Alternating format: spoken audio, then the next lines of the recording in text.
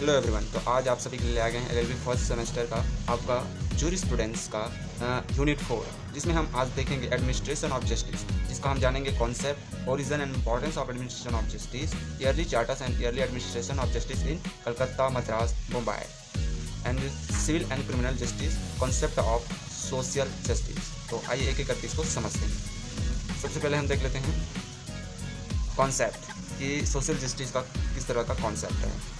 तो आइए इसके बारे में हम जानते हैं। सबसे पहले पहला है न्याय की संरचना। न्याय प्रशासन में न्याय की संरचना एक महत्वपूर्ण पहल है, एक बहुत इंपॉर्टेंट रोल प्ले करता है। यह संरचना न्यायालय के कार्यों और उद्देश्यों को निर्धारित करता है, इसलिए ज़रूरी है हम इसलिए एडमिनिस्ट्रेशन को समझते हैं। सबसे पहले हमसे संरचना को समझना बहुत जरूरी होता है। उसके बाद आता है न्यायिक प्रक्रिया। अब जब न्यायालय की संरचना स्थापित हो जाती है तो उसकी न्यायिक प्रक्रिया को समझना जरूरी हो जाता है। तो न्याय प्रशासन में न्यायिक प्रक्रिया एक महत्वपूर्ण पहलू है और इस प्रक्रिया न्यायालय के कार्यों और उद्देश्यों को पूरा करने में मदद करती है।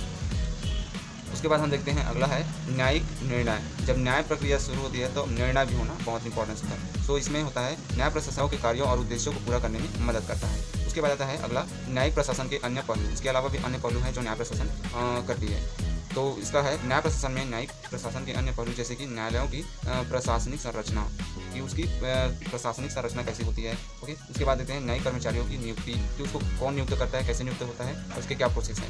न्यायिक प्रशासन के अन्य पहलू एक महत्वपूर्ण भूमिका निभाते हैं। इस प्रकार के हम देखते हैं कि ये सभी जो कॉन्सेप्ट है वो बहुत ही कोई भी न्याय प्रशासन में भूमिका के लिए। अब उसके बाद हम अगला देख लेते हैं न्याय प्रशासन की उत्पत्ति कैसी हुई। तो न्याय प्रशासन की उत्पत्ति जो है, न्याय प्रशासन की उत्पत्ति एक जटिल और विस्तृत प्रक्रिया है जो समय और स्थान के साथ बदलती रहती है। यहाँ न्याय प्रशासन की उत्पत्ति के कुछ महत्वपूर्ण बिंदु दिए गए हैं। तो सबसे पहला आ जाता है हमारा प्राचीन सभ्यताएं। प्राचीन समय में न्याय प्रशासन कैसे स्टार्ट हुआ और वो कैसे आगे चल के अस्तित्व में आया। तो सबसे पहले देखते हैं प्राचीन समय में मिस्र में कैसे हुआ। मिस्र में लगभग 25,000 मिस्र के फिरौन न्याय के प्रमुख थे और उसके न्यायालय में न्यायाधीश और अन्य। के बाद देखते हैं ग्रीस में लगभग 500 ईसा पूर्व से न्याय प्रशासन की उत्पत्ति हुई थी और ग्रीस में न्याय की स्थापना की गई थी और न्यायाधीश न्याय के कार्यों को संभालते थे। उसके बाद देखते हैं अगला है रोम। तो रोम में भी लगभग 500 ईसा पूर्व न्याय प्रशासन की स्थापना हुई थी और रोम में न्याय की स्थापना की गई और न्यायाधीश उसके कार्यों को संभालते थे। तो इस प्रकार प्राचीन काल में जो है न्याय प्रशासन की शुरुआत हो चुकी थी। उसके बाद देखते हैं मध्ययुग। मध्यकाल में क्या हुआ कि फ्यूडलवाद, सबसे पहले फ्यूडलवाद आया।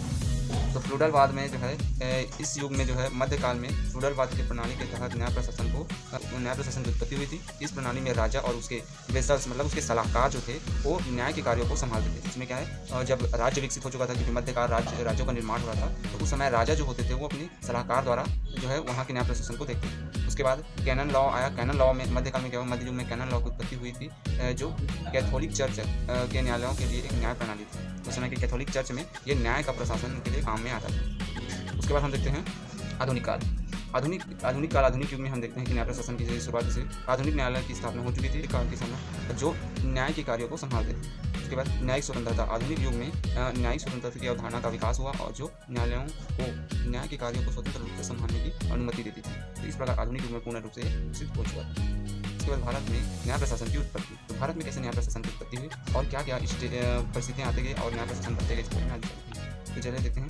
प्राचीन भारत में न्याय प्रशासन की उत्पत्ति हुई थी, जो राजाओं और उसके न्यायालयों के माध्यम से कार्य करती थी। मुगल काल में भी, उसके बाद मुगल काल आया प्राचीन काल के बाद, तो मुगल काल में न्याय प्रशासन की उत्पत्ति हो गई थी, जो मुगल बादशाह और उसके न्यायालय के माध्यम से कार्य करती थी। उसके बाद आया ब्रिटिश काल। ब्रिटिश काल में जो है न्याय प्रशासन आया और यहीं से तेजी हुई और ब्रिटिश सरकार द्वारा ब्रिटिश न्यायालयों के माध्यम से जो है कार्य करती थी, अर्थात ब्रिटिश के द्वारा जो है यहाँ भारत में न्याय का प्रशासन हुआ था। उसके बाद स्वतंत्रता के बाद जो हमारा जो फ्रीडम कंट्री था वो अस्तित्व में आया, तो वहाँ पर जो है स्वतंत्रता के बाद में न्याय प्रशासन की उत्पत्ति हो चुकी थी और संविधान और न्यायालय के माध्यम से कार्य करते थे, संविधान के साथ होता था स्वतंत्रता के बाद। उसके बाद अगला देखते हैं न्याय प्रशासन का महत्व, कि आखिर में न्याय प्रशासन का क्या क्या महत्व हो सकते हैं। तो सबसे पहले देखते हैं न्याय की प्राप्ति। न्याय प्रशासन का सबसे पहला महत्व है क्यों हमें न्याय प्रशासन जरूरी है, ताकि न्याय की प्राप्ति हो सके। न्याय प्रशासन न्याय की प्राप्ति में मदद करता है। यह सुनिश्चित करता है कि व्यक्तियों को उसके अधिकारों के अनुसार न्याय मिले। उसके बाद आता है शांति और व्यवस्था स्थिरता। न्याय प्रशासन शांति और स्थिरता को बनाए रखने में मदद करता है। यह सुनिश्चित करता है कि समाज में शांति स्थिर बनी रहे, इसलिए जरूरी है न्याय प्रशासन की, एडमिनिस्ट्रेशन ऑफ जस्टिस की। उसके बाद आता है व्यक्तिगत अधिकारों का संरक्षण। जो प्रत्येक व्यक्ति का अधिकार है उसको सुरक्षित प्रदान करने के लिए ये एडमिनिस्ट्रेशन ऑफ जस्टिस न्याय प्रशासन बहुत जरूरी है। न्याय प्रशासन व्यक्तिगत अधिकारों का संरक्षण करता है। यह सुनिश्चित करता है कि व्यक्ति के अधिकारों का उल्लंघन न हो। उसके बाद आता है सामाजिक न्याय। एडमिनिस्ट्रेशन ऑफ जस्टिस जो है सामाजिक न्याय की भी व्यवस्था करता है। न्याय प्रशासन सामाजिक न्याय को बढ़ावा देता है। यह सुनिश्चित करता है कि समाज में न्याय और समानता का पालन किया जाए। उसके बाद आता है आर्थिक विकास के लिए भी न्याय प्रशासन जरूरी है। न्याय प्रशासन आर्थिक विकास को बढ़ावा देता है और यह सुनिश्चित करता है कि व्यवसाय और उद्योग न्यायपूर्ण और स्थिर वातावरण में काम करें। उसके बाद आता है राजनीतिक स्थिरता। न्याय प्रशासन राजनीतिक स्थिरता को बढ़ावा देता है और यह सुनिश्चित करता है कि राजनीतिक प्रणाली न्यायपूर्ण स्थिर हो। उसके बाद आता है विदेशी निवेश। विदेशियों के लिए भी ये काम करता है। तो न्याय प्रशासन विदेशी निवेश को बढ़ावा देता है और यह सुनिश्चित करता है कि न्यायपूर्ण और स्थिरता वातावरण प्राप्त हो। उसके बाद आता है सामाजिक सुरक्षा।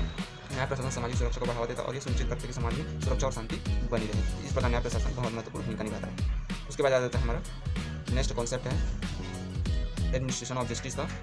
एडमिनिस्ट्रेशन ऑफ जस्टिस का देखते हैं कि कलकत्ता मुंबई और मद्रास में कैसे आगे बढ़ा और कैसे अस्तित्व में आया। तो कलकत्ता मद्रास बॉम्बे में प्रारंभिक चार्टर और न्याय का प्रारंभिक प्रशासन ईस्ट इंडिया कंपनी के चार्टर और मेयर कोड के जरिए विकसित हुआ।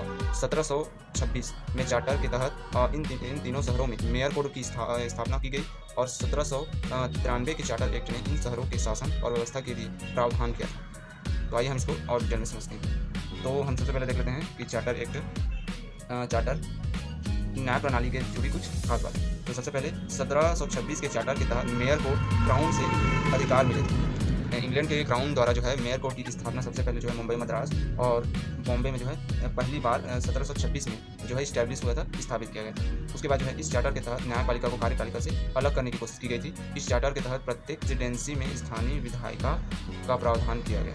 उसके बाद आया चार्टर 1793 के चार्टर एक्ट में ब्रिटिश ईस्ट इंडिया कंपनी को भारत में शासन करने का अधिकार दिया। उसके बाद आगे क्या हुआ कि जैसे ही चार्टर एक्ट 1793 के चार्टर एक्ट ने भारत में कंपनी की गतिविधियों पर ब्रिटिश निरीक्षण को कम किया था। उसके बाद जो है अगला 1853 में चार्टर एक्ट ने गवर्नर जनरल की परिषद में विधायी और प्रशासनिक कार्यों को अलग कर दिया। उसके बाद जो है इसी चार्टर में एक्ट के तहत भारतीय केंद्रीय विधान परिषद स्थानीय प्रतिनिधित्व की शुरुआत की। इसी के द्वारा जो है हमारा इसी चार्टर के बाद जो हमारा भारत में भी न्याय प्रशासन का शुरुआत हुआ था। इसके बाद हम देखते हैं सिविल एंड क्रिमिनल जस्टिस। तो सिविल और क्रिमिनल जस्टिस दो न्याय प्रशासन के दो महत्वपूर्ण बिंदु हैं। इसी के द्वारा जो है हमारा न्याय प्रशासन कार्य करता है। तो ये दो तरह से होते हैं, पहला सिविल न्याय और उसके बाद है आपराधिक न्याय। तो आइए हम इसको एक एक करके समझते हैं। सबसे पहले देख लेते हैं सिविल न्याय। सिविल न्याय है सिविल न्याय व्यक्तियों और संगठनों के बीच विवादों को संभालता है, जैसे कि संपत्ति के अधिकार, अनुबंध का विवाद, दुर्घटना के मामले में मुआवजा, पारिवारिक मामले जैसे कि तलाक, बच्चों की कस्टडी। सिविल न्याय में न्याय का विवाद को सुलझाना और न्याय करना होता है, न कि दोषी को सजा देना। इस प्रकार यह आपसी डिस्प्यूट को खत्म करता है। उसके बाद देखते हैं आपराधिक न्याय। आपराधिक न्याय में जो है हम देखते हैं कि ये जो है आपराधिक न्याय राज्य और व्यक्ति के बीच विवादों को संभालता है, जैसे कि अपराध जैसे हत्या, चोरी, डकैती, दंड और सजा के द्वारा अपराधी की पहचान और गिरफ्तारी कराकर। ओके, आपराधिक न्याय में न्यायालय का उद्देश्य अपराधी को सजा देना और समाज को सुरक्षित बनाना होता है। इस प्रकार जो है न्याय प्रशासन कार्य करता है दो तरीके से। इन दोनों में मुख्य अंतर को हम देख लेते हैं। सिविल और आपराधिक न्याय के बीच मुख्य अंतर यह है कि सिविल न्याय व्यक्ति और संगठनों के बीच विवादों को सुलझाता है, वह संभालता है, जबकि आपराधिक न्याय राज्य और व्यक्ति के बीच विवादों को संभालता है। ओके, इसके अलावा सिविल न्याय में न्यायालय का उद्देश्य विवाद को सुलझाना और न्याय करना होता है, जबकि आपराधिक न्याय में न्यायालयों का उद्देश्य अपराधी को सजा देना, समाज को सुरक्षित बनाना होता है। इस प्रकार दोनों में बहुत सारे डिफरेंसेस। अब आते हैं सामाजिक न्याय की अवधारणा। इस सामाजिक न्याय है क्या? तो सबसे सामाजिक न्याय का एक महत्वपूर्ण अवधारणा है जो समाज में न्याय और समानता के सिद्धांतों पर आधारित है। समाज में न्याय की समानता होनी चाहिए, इसके अवधारणा पर ये सामाजिक न्याय की अवधारणा दी जाती है। अवधारणा समाज में विभिन्न वर्गों और समूहों के बीच समानता न्याय को बढ़ावा देने के लिए काम करती है समाज में। उसके बाद हम अगला देखते हैं न्याय की अवधारणा के मुख्य बिंदु इस प्रकार हैं। तो सबसे पहले न्याय के सामाजिक न्याय के क्या महत्वपूर्ण बिंदु हैं? तो सबसे पहले है समानता, न्याय, सामाजिक सुरक्षा, आर्थिक न्याय। इसमें देखते हैं सामाजिक न्याय की अवधारणा में समानता एक महत्वपूर्ण सिद्धांत है और यह सुनिश्चित करता है कि सभी व्यक्ति समूहों को समान अवसर प्रदान और अधिकार प्राप्त हो। न्याय सामाजिक न्याय की अवधारणा में न्याय और महत्वपूर्ण सिद्धांत है और यह सुनिश्चित करता है कि सभी व्यक्ति और समूहों को न्याय और उचित तरीके से व्यवहार किया जाए। उसके बाद आता है सामाजिक सुरक्षा। सामाजिक सुरक्षा न्याय की अवधारणा में सामाजिक सुरक्षा महत्वपूर्ण सिद्धांत है जो सुनिश्चित करता है कि सभी व्यक्ति और समूह को सामाजिक सुरक्षा प्रदान किया जाए। उसके बाद आता है आर्थिक क्षेत्र में यह सुनिश्चित करता है कि सभी व्यक्ति को आर्थिक अवसर और संसाधन प्रदान किए जाए। इस प्रकार जो है इसका वह महत्वपूर्ण अवधारणा है। उसके बाद आता है सामाजिक न्याय की अवधारणा के उद्देश्य इस प्रकार है। सबसे पहले है समाज में समानता और न्याय को बढ़ावा देना। सामाजिक न्याय की अवधारणा का मुख्य उद्देश्य समाज में समानता और न्याय को बढ़ावा देना है, सामाजिक सुरक्षा प्रदान करना, आर्थिक न्याय को बढ़ावा देना और समाज में शांति और निरंतरता को बनाए रखना। इस प्रकार में सामाजिक न्याय का उद्देश्य। Thank you very much. आशा करते हैं आप सभी को ये वीडियो पसंद आया।